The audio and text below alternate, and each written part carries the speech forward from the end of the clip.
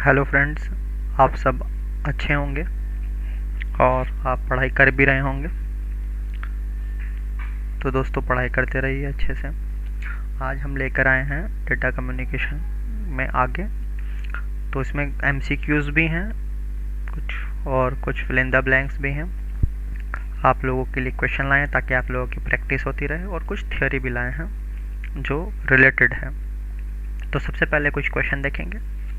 आइए बढ़ते हैं अपने क्वेश्चंस की तरफ। तो पहला क्वेश्चन है, physical or logical arrangement of a network is. Options are topology, routing, networking and control. तो दोस्तों, पिछले कुछ लेक्चर्स में भी हमने ये सब पढ़ाया हुआ है, आप वो भी देख सकते हैं।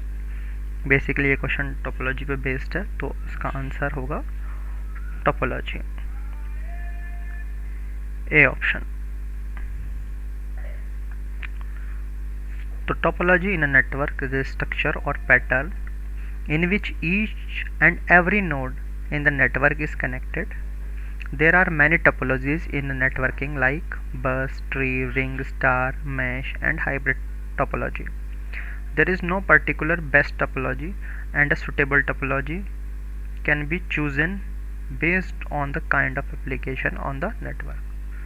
दोस्तों, जितनी भी हमने 4 या 5 टोपोलॉजी जो भी आपको पढ़ाई हैं, टोटल 5-6 टोपोलॉजी जो हमने आपको पढ़ाई है, उसमें से ऐसा नहीं कि सभी बेस्ट हैं। हर प्रैक्टिकल एप्लीकेशन के हिसाब से सबका अपना अपना महत्व है। कभी कोई अच्छा काम करती है, कभी कोई अच्छा काम करती है, मिक्स्ड भी हम ये लोग यूज़ कर लेते हैं।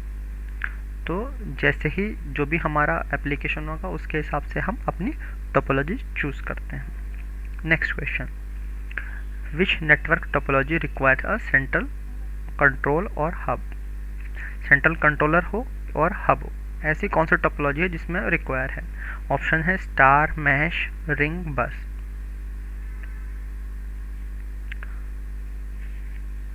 तो दोस्तों, जैसा हम जानते हैं, हमने पढ़ा भी था, ए ऑप्शन स्टार टोपोलॉजी में हमें एक सेंट्रल कंट्रोलर और हब की रिक्वायरमेंट होती है।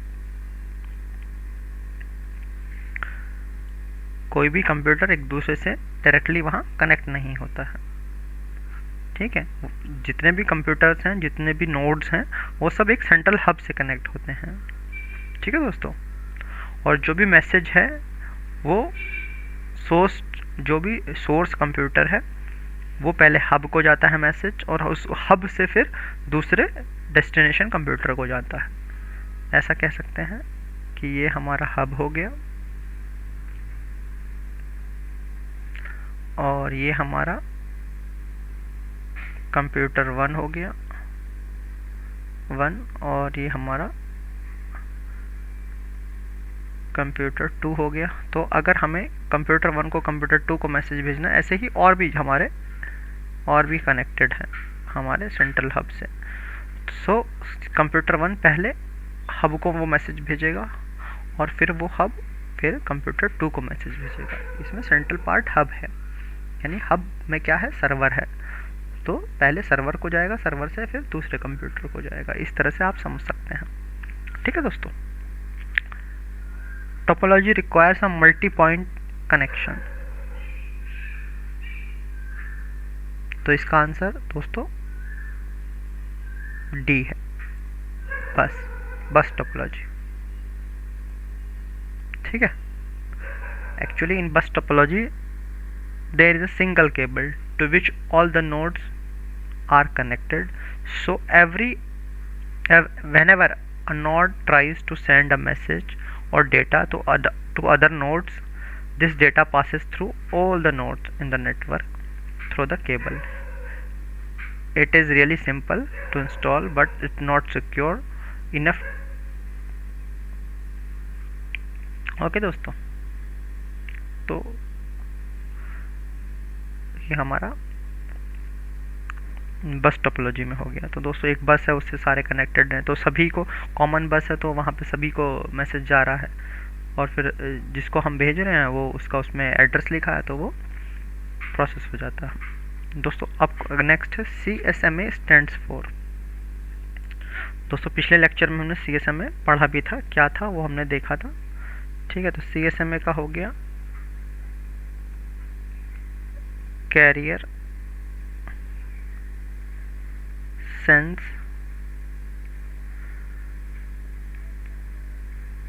Multiple access. ठीक है दोस्तों, carrier sense multiple access CSMA। ठीक है दोस्तों, token passing used in topology, किस टोपोलॉजी में हम टोकन पासिंग यूज़ करते हैं। तो दोस्तों पिछले लेक्चर में हमने पढ़ा भी था रिंग टोपोलॉजी। तो रिंग टोपोलॉजी में हम टोकन पासिंग हम यूज़ करते हैं। ठीक है, as a carrier token passing use होता है, तो इट इज़ सिंपल। तो आइए बढ़ते हैं आगे। होप आपको ये सब समझ आ रहा होगा। ठीक है दोस्तों, आगे बढ़ते हैं। इस बार हम पढ़ेंगे ट्रांसमिशन मोड्स। तो दोस्तों 3 तरह के ट्रांसमिशन मोड हैं, simplex, half duplex and full duplex. पहले देखते हैं ट्रांसमिशन मोड क्या है। The way in which data is transmitted from one device to another device is known as transmission mode. The transmission mode is also known as communication mode. Each communication channel has a direction associated with it, and transmission medium provides the direction. Therefore, the transmission mode is known as directional mode. The transmission mode is defined in the physical level. तो दोस्तों पहली बात तो ये physical layer में है। ठीक है दोस्तों, दूसरा डायरेक्शनल मोड हम इनको बोलेंगे। ठीक है, आइए आगे देखते हैं एक एक करके। Simplex mode. तो दोस्तों एक टर्मिनल ये है, दूसरा टर्मिनल ये है। इसमें केवल एक ही transmission is only in one direction, केवल एक ही डायरेक्शन में हम ट्रांसमिशन कर रहे हैं। ठीक है, ये इसको नहीं भेज सकता, केवल ये वाला पीसी ही इसको भेज सकता है। ठीक है, in simplex mode the communication is unidirectional, that is data flow in only in one direction. A device can only send the data but can not receive. So important है, it is sender, it is receiver. Okay, and it is always a sender and it is always a receiver.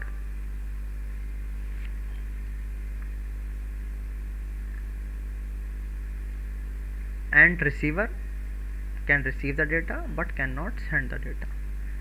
This transmission mode is not very popular as mainly communication require the two-way exchange of the data.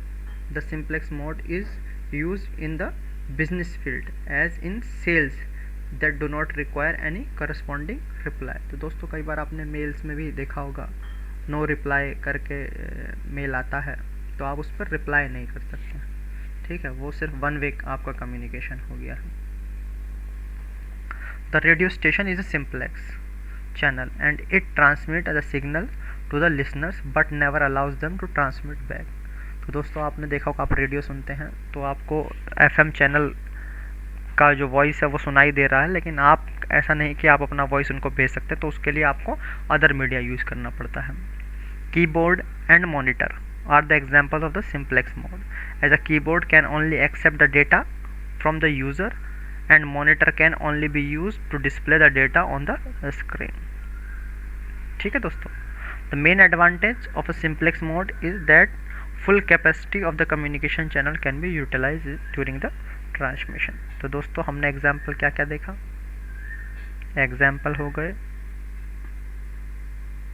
Keyboard example, दूसरा example हो गया monitor. ठीक है, तो तीसरा हो गया radio. Okay दोस्तों, इस तरह के ये कुछ एग्जाम्पल हैं। आपसे पूछा भी जा सकता है एग्जाम में कि सिंप्लेक्स का एग्जाम्पल इनमें से कौन सा है और कौन सा नहीं है। ठीक है, एडवांटेज देख लेते हैं। Simplex can station can utilize the entire bandwidth of communication channel so that more data can be transmitted at a time. Disadvantage क्या है?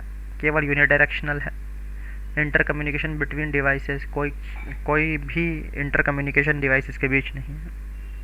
ठीक है दोस्तों, तो होप आपको ये समझ आ गया होगा। आगे बढ़ते हैं हम। Half duplex mode. सो इसमें ये सेंडर भी है और रिसीवर भी है, ये भी सेंडर और रिसीवर है, means transmission in either direction but not simultaneously. दोस्तों हाफ डुप्लेक्स है, भेज तो सकते हैं लेकिन एक साथ नहीं, ऐसा नहीं कि दोनों एक साथ भेज सकते हैं, एक बार में ही एक भेजेंगे। ठीक है, कि अगर ये भेज रहा है तो वो केवल रिसीव करेगा, और अगर ये भेज रहा है तो केवल ये रिसीव करेगा, ऐसा नहीं कि दोनों ही कर रहे हैं। In half duplex channel direction can be reserved, means reservation of the channel is important. The station can transmit and receive the data as well as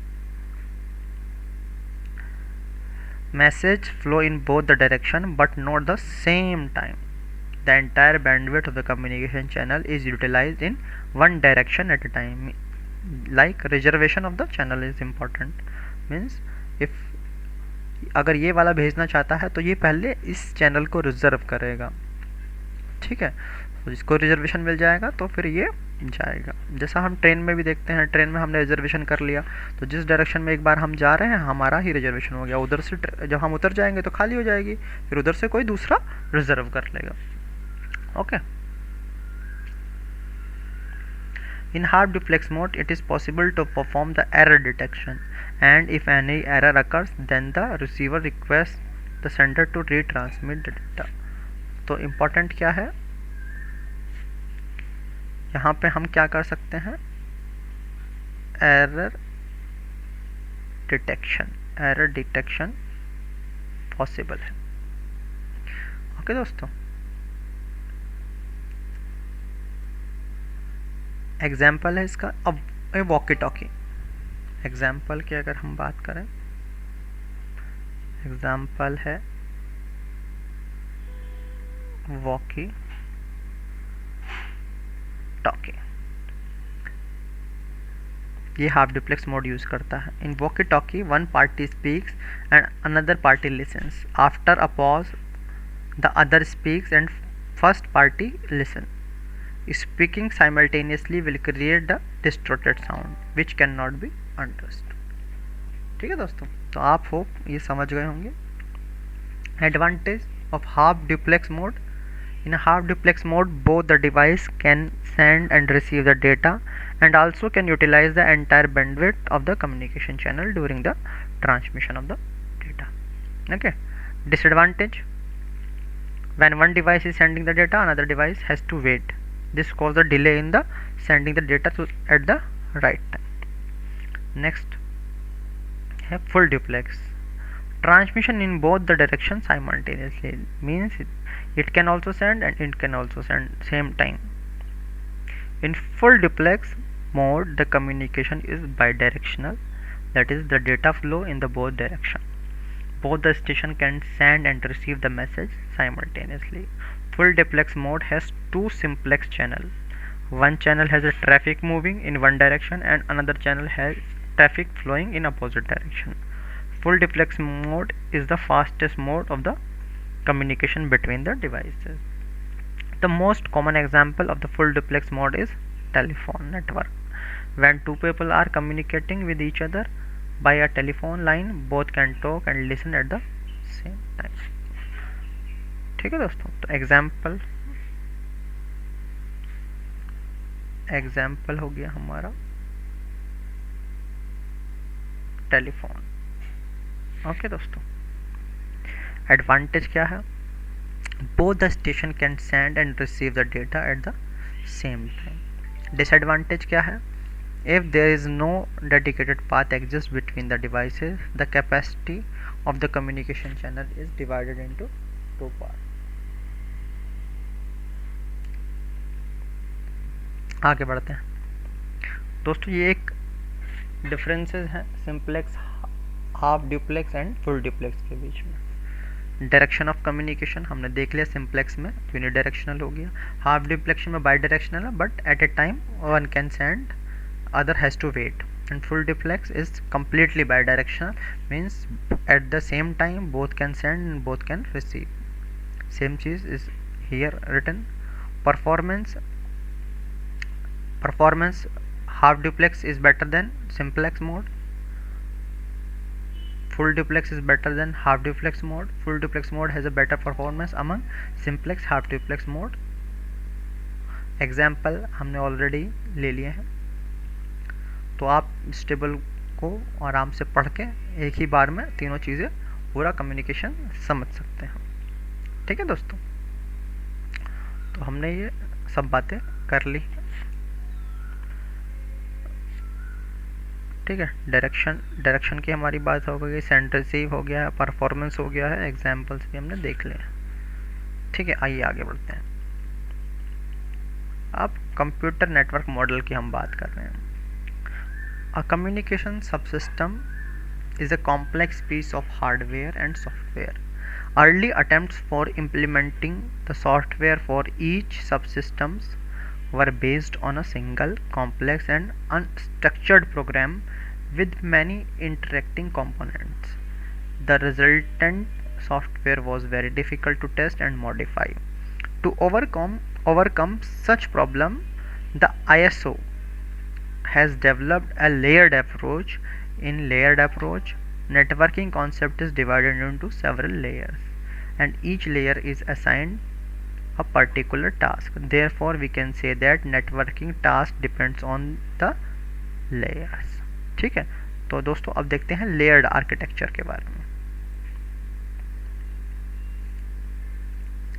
ठीक है, the main aim of the layered architecture is to divide the design into small pieces.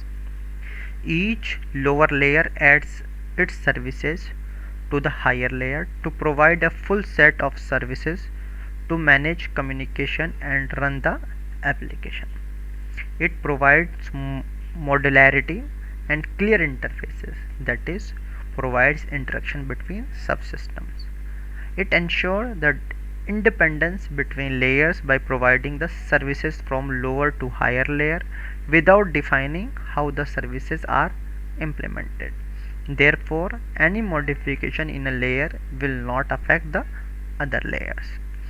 The number of layers, functions, contents of each layer will vary from network to network.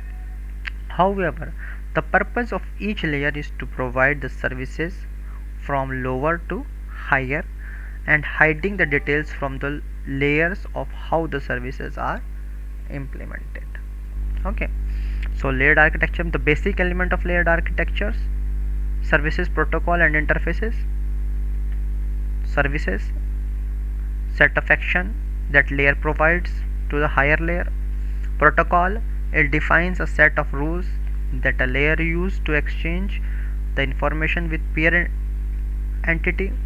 These rules mainly concern about both the contents and order of the message used. Interface, it is a way through which the message is transferred from one layer to another layer. In a layer N architecture, layer N on one machine will have communication with the layer of N on another machine, and this rule used in the conversation are known as layer N protocol.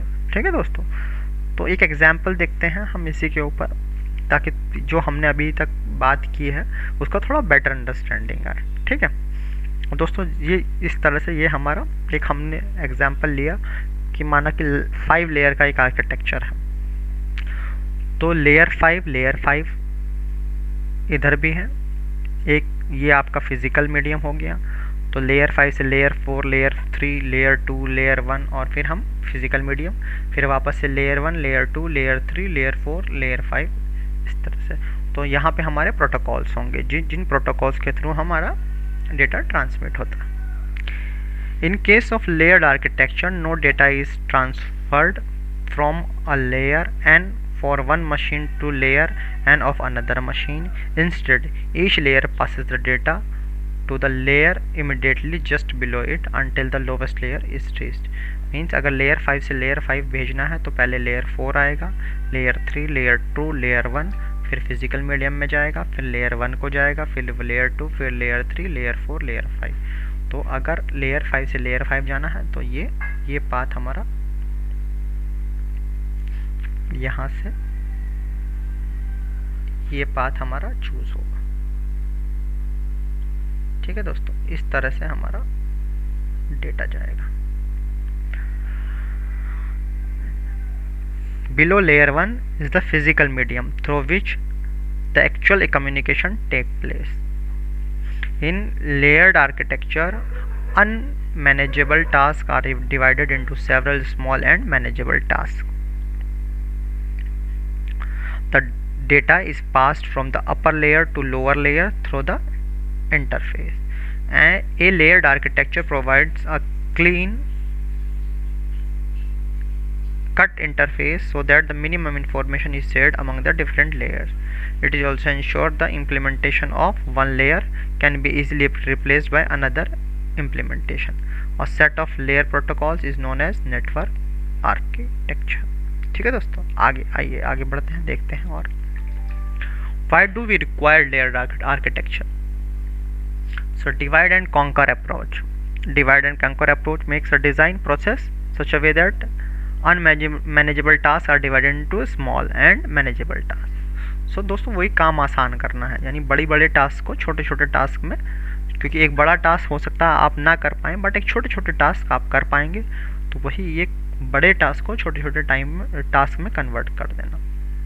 ठीक है। दूसरा है modularity. तो ये independence provide कराती है, layers independence. सो ये बहुत आसान है अंडरस्टैंड करने में कि इम्प्लीमेंट कैसे करना है। Easy to modify. ठीक है दोस्तों, जो भी हम जो it ensure the independence of layer so that implementation in one layer can be changed without affecting the other layers, ताकि हमारा जो डेटा है वो इजीली हम मॉडिफाई कर पाएँ। इजी टू टेस्ट, तो easily can be analyse and tested individually. ठीक है दोस्तों, तो आज के लिए हम इतना ही रखेंगे। इसके बाद अभी कुछ क्वेश्चंस हम देखेंगे, थोड़ा सा MCQs जो हमने पढ़ाई की है, और फिर लेयर्ड आर्किटेक्चर्स हम नेक्स्ट पार्ट में कवर करेंगे। Completely OSI model, TCP/IP model, वो सब हम कवर करेंगे, उनके बेसिक्स हम देखेंगे। तो अभी जस्ट आपको हम ये समझाना चाह रहे थे कि लेयर्ड आर्किटेक्चर होता क्या है। ठीक है, कैसे हमारा लेयर्स ईजी हमारे आपस में कम्युनिकेट करता है। ठीक है, तो आइए क्वेश्चंस की तरफ बढ़ते हैं। A term that defines the direction of flow of information between the devices. ठीक है दोस्तों, तो इसका आंसर है दोस्तों C, transmission mode. The term transmission mode defines the direction of flow of information between two communication devices. It tells the direction of signal flow. Next है, which of the following isn't type of transmission mode? इनमें से कौन सा transmission mode का type नहीं है दोस्तों? तो दोस्तों जैसा कि हमें पता है, सिंप्लेक्स हमने पढ़ा, हाफ डुप्लेक्स हमने पढ़ा, फुल डुप्लेक्स पढ़ा, बट कोई फिजिकल नहीं पढ़ा है।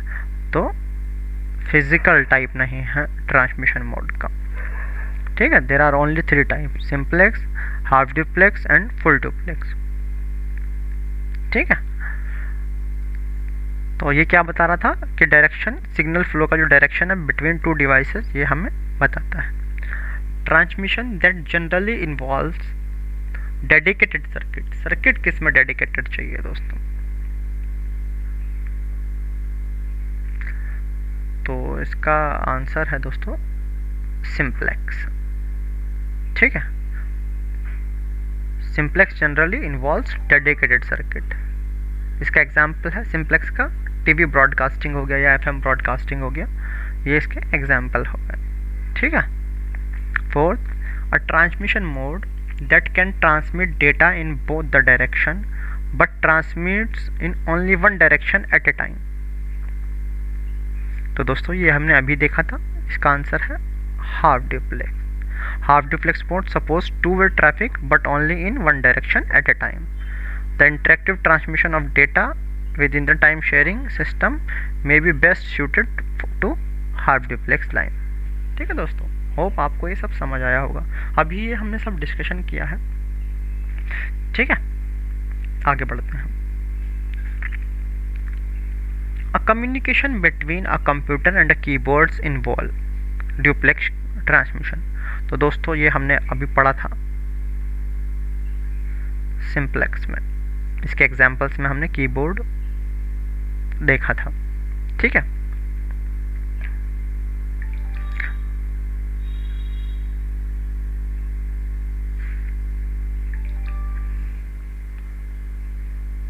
Telephone networks operate in this mode. Telephone network किस मोड में काम करता है दोस्तों? सी, फुल डुप्लेक्स. फुल डुप्लेक्स के एग्जांपल्स में हमने देखा था. ठीक है दोस्तों, क्योंकि it can transmit data in both the direction, means आप दोनों एक साथ ही बात कर सकते हैं टेलीफोन लाइन पे. ठीक है, तो दोस्तों जो हम पढ़ाते हैं उसी में से हम देख रहे हैं क्वेश्चन भी आ जा रहे हैं, और यही इस तरह के क्वेश्चन ही हमारे एग्जाम में एक्सपेक्टेड है. Fire alarms are based on the type of transmission.